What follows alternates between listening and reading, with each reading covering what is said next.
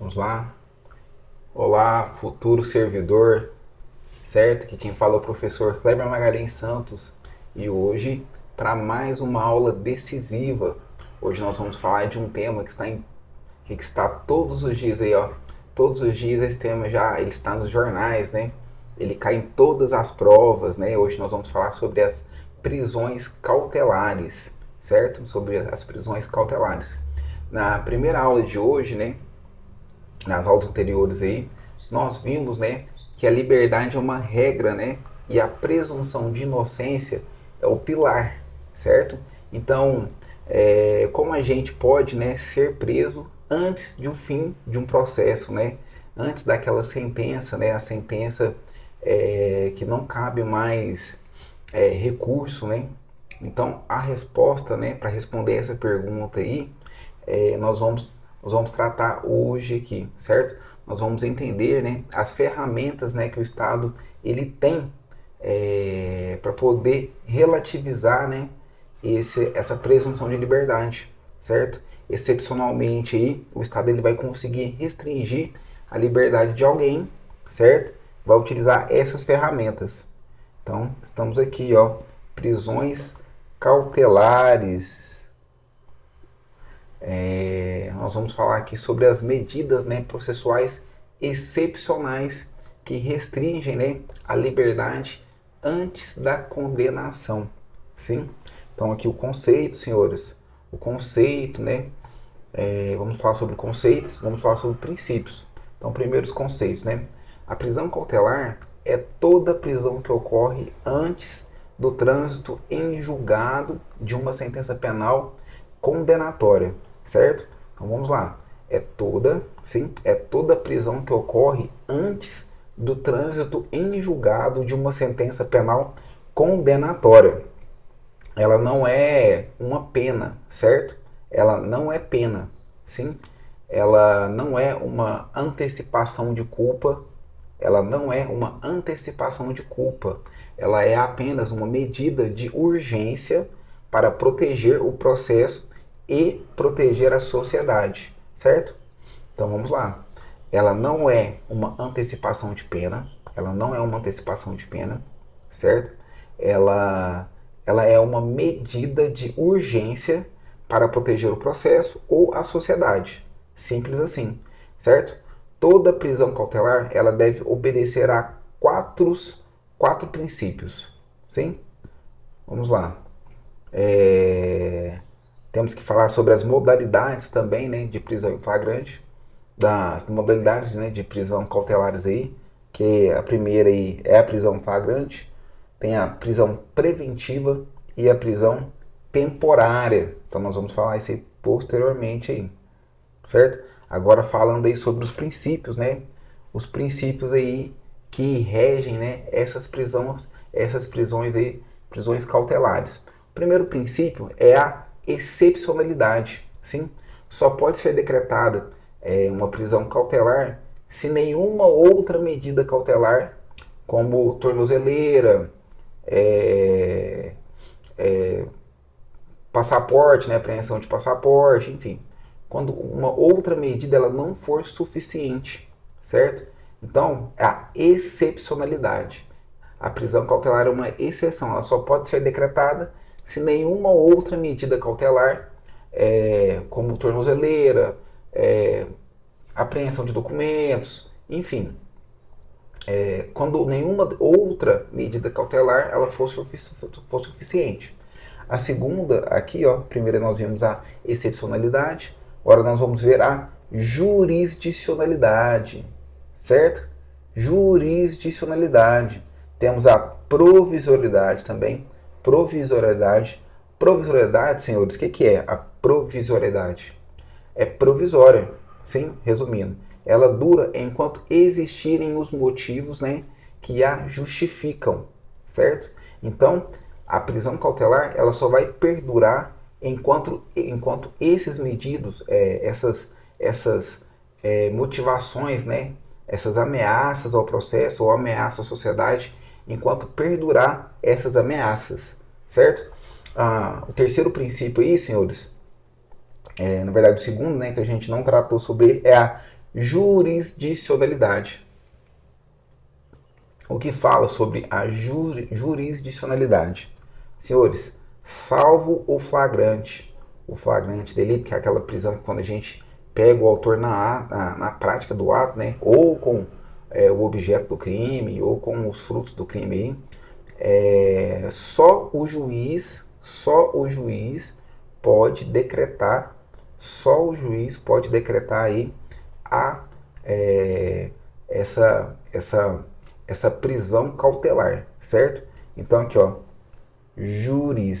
só o juiz, certo?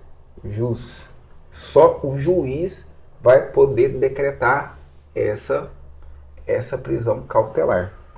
Por último aí, senhores, nós temos a proporcionalidade. E o que fala aí a proporcionalidade? A medida ela deve ser proporcional à gravidade do crime, sim, e às circunstâncias do caso.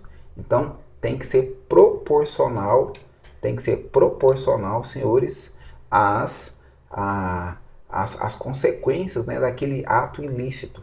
Não pode ser desproporcional, sim?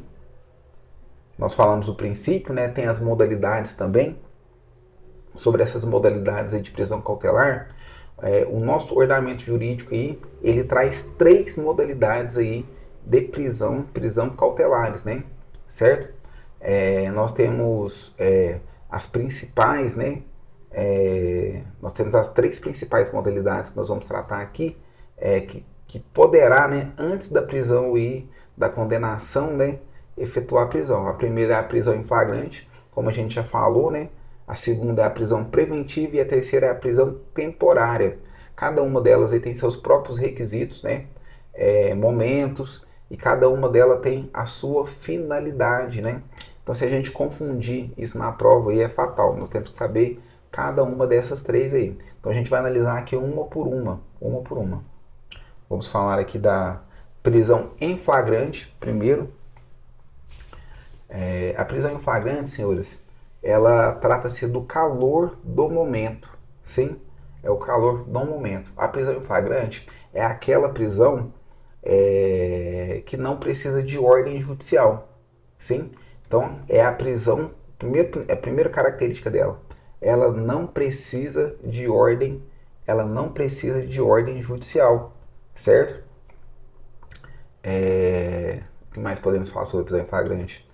Ela não precisa de ordem judicial porque o crime está acontecendo ou acabou de acontecer, certo?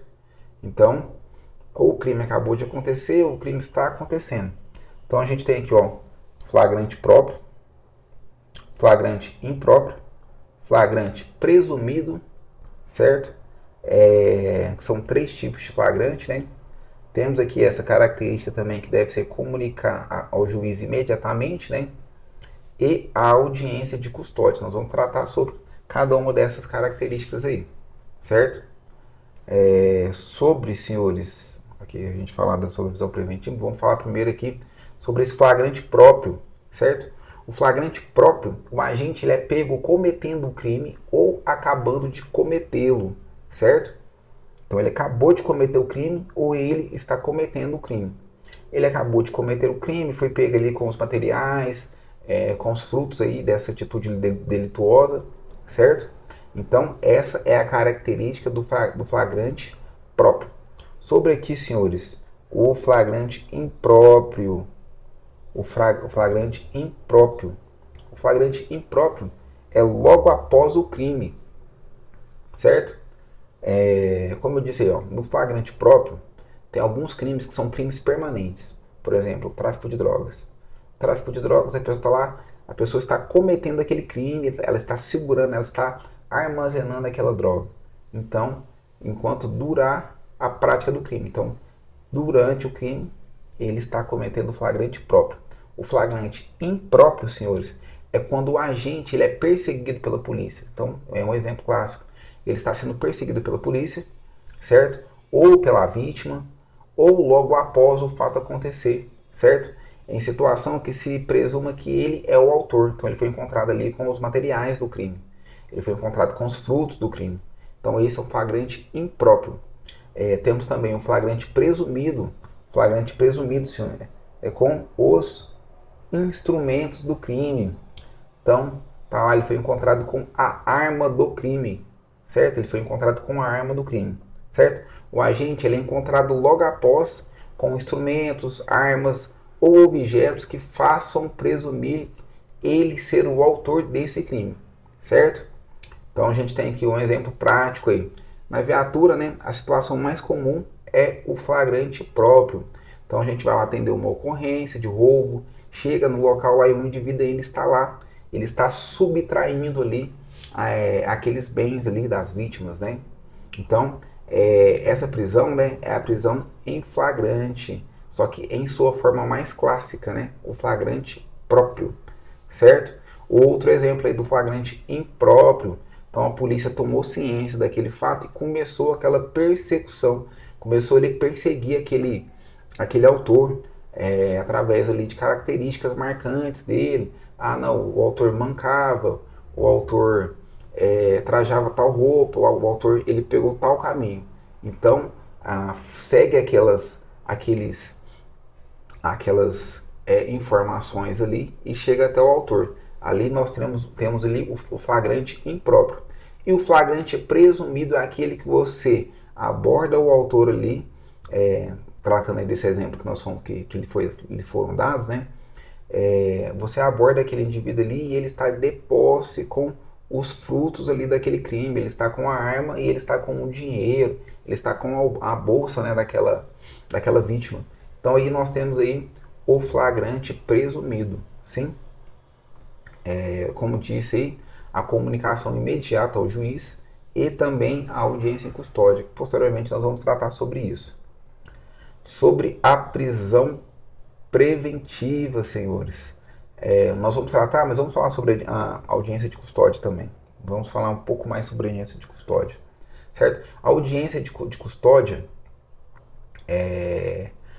partindo aí da prisão em flagrante, né? O indivíduo ele foi preso em flagrante e aí a gente vai levar, né, até a autoridade policial, né, delegado de polícia, que entendendo que sim, ele vai ratificar aquela prisão em flagrante. Então, ali o delegado, ali a autoridade policial, ela deve comunicar essa prisão de imediato ao juiz, certo? E o preso ele deve ser apresentado ao juiz no prazo máximo ali de 24 horas, que é a famosa audiência de custódia, certo? Então nessa audiência aí, o juiz ele não vai julgar se o cara ele é culpado, se ele é inocente. Então ali, aquele suspeito ali, ele não vai ser, vai ter a sua conduta apreciada naquele momento, certo? Ele vai analisar três coisas aí: a legalidade, né, dessa prisão, a necessidade, né, de converter esse flagrante em uma prisão preventiva, certo? Ou a possibilidade de conceder a liberdade provisória. Isso já na conhecida aí, audiência de custódia, certo? Então, um bisuzinho para os senhores aí, né? A audiência de custódia, né? Ela é um filtro, né? Ela é um filtro da prisão em flagrante. Ela vai filtrar ali aquelas características, ela vai verificar a legalidade daquela prisão e no momento, né, que ela vai transformar a medida, né, que a autoridade policial já decretou ali, e vai ser judicializada aquela medida, certo? Aquela medida que o policial solicitou, sim? Vamos tratar também sobre a prisão preventiva, certo? O que é a prisão preventiva? É a mais grave das prisões aí, cautelares aí. A prisão preventiva é a medida cautelar mais severa, certo? Ela não tem prazo definido e ela pode ser decretada aí em qualquer fase da investigação do processo, certo? Então vamos lá. Requisitos aí da prisão preventiva. Então aqui, ó, é a prova da existência do crime e indícios de autoria, certo? Os fundamentos aí, a garantia da ordem pública, ordem econômica, convencimento da instrução criminal, senhores, convencimento da instrução criminal. E ela vai ser decretada pelo juiz, mediante representação ou de ofício. Vou explicar para os senhores aí. Falei que ela não tem prazo para ser definida, certo? Então, para decretá-la, né, o juiz ele precisa de duas coisas, né? ele vai verificar os requisitos, né? A gente fala que é a fumaça, né? A fumaça do cometimento daquele delito, né? Fumus comis delicti. Então, que isso quer dizer, né?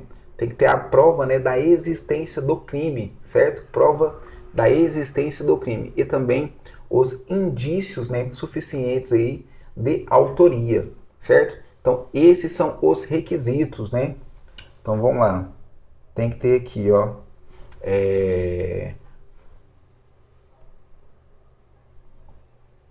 Então, aqui, ó. É a fumaça do cometimento do delito, certo? Vou colocar aqui bem curtinho aqui pra gente ser rápido aqui. E outro requisito aí são os indícios, né? Indícios suficientes aí de autoria, certo? Autoria. Indícios suficientes de autoria. Sim? Nós vamos falar também, senhores, sobre os fundamentos, certo?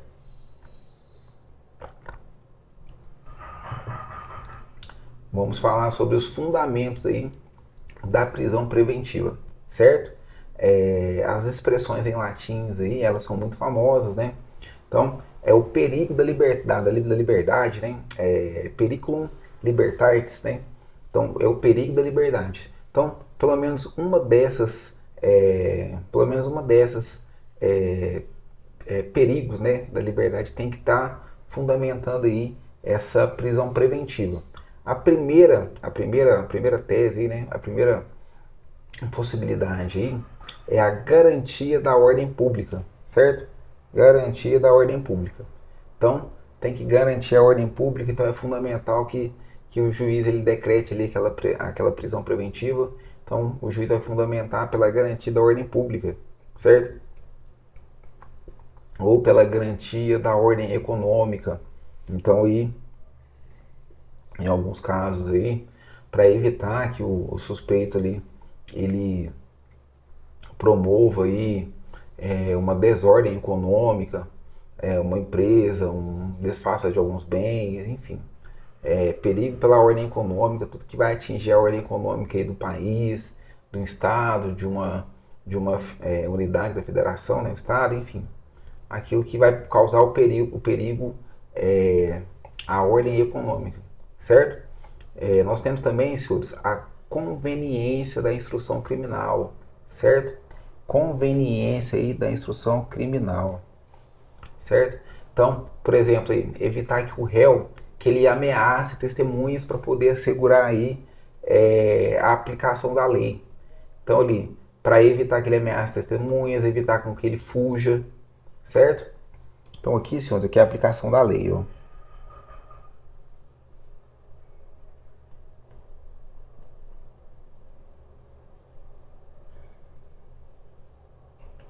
Sim? Então, para evitar com que ele é, ele turbe ali o direito e dever do Estado ali dele concretizar aí a aplicação da lei penal. Sim? Como disse, ela é decretada pelo juiz mediante representação ou ofício, certo? Vocês me desculpem aí pela letra aí, a letra aí tá feia, mas a gente vai melhorando aí. Prisão temporária, certo?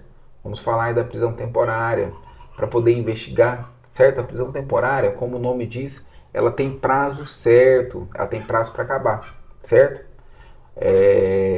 A sua única finalidade é ajudar as investigações de crimes graves. Então, ela tem a finalidade, o objetivo de ajudar nas investigações de crimes graves. Vamos falar aqui sobre suas características principais, certo? Ela só pode ser decretada na fase de investigação, no inquérito policial, certo? Então, ela só será decretada, né, nas investigações, na parte do inquérito policial e nos crimes graves, né? Cabe apenas aí para um rol taxativo de crimes, né? De crimes graves, né? Vai estar previsto aí na Lei 7.000 960 de 89, sim? Nós temos que falar também que a prisão temporária aí, ela tem um prazo de 5 dias, 5 dias, prisão temporária 5 dias, prorrogáveis por mais 5 dias. Então, 5 dias, prorrogáveis por mais 5 dias, 5 dias, mais 5 dias, certo?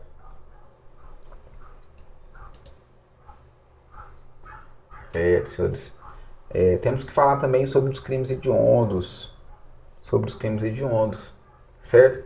30 dias, 30 dias prorrogáveis por mais 30 para crimes hediondos, certo? Então isso aí vai ser questão de prova aí, vai cair. As bancas adoram dizer, né, que o juiz decretou a prisão temporária na fase do recurso. Senhores, não, na fase do recurso não, certo? Na investigação criminal de crimes graves. Então tá errado aí. A prisão temporária só será decretada aí na investigação, certo? Que a gente falou, né, que ela é prorrogável por igual período, 5 dias, né? 5 dias ou nos casos de crime hediondos aí por mais 30 dias, certo?